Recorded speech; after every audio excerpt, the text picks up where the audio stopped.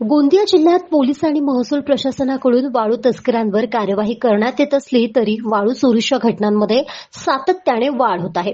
त्यातच काही राजकीय वर्दहस्तामुळे आता वाळू तस्करांचे मनोबल वाढले आहे. देवरीच्या उपविभागीय अधिकारी कविता गायकवाड या कार्यवाही करीत असताना एका वाळू तस्कराने त्यांच्यावर हल्ला करून जखमी केले. या प्रकरणी आमगाव पोलिसांनी गुन्हा नोंद करून 2 आरोपींना ताब्यात घेतले. देवरीच्या उपविभागीय अधिकारी कविता गायकवाड अवैध वाळू वाहतुकीवर कार्यवाही करण्यासाठी दौऱ्यावर होत्या.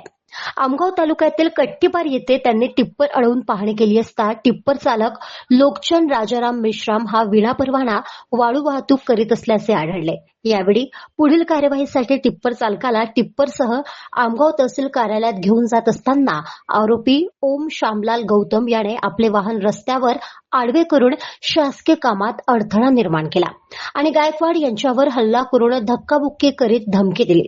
या प्रकरणी आमगाव पोलिसांनी लोकचंद राजाराम मेश्राम आणि ओम श्यामलाल गौतम या दोघांनाही अटक करून त्यांच्यावर संबंधित कलमान्वये गुन्हा दाखल करण्यात आलाय.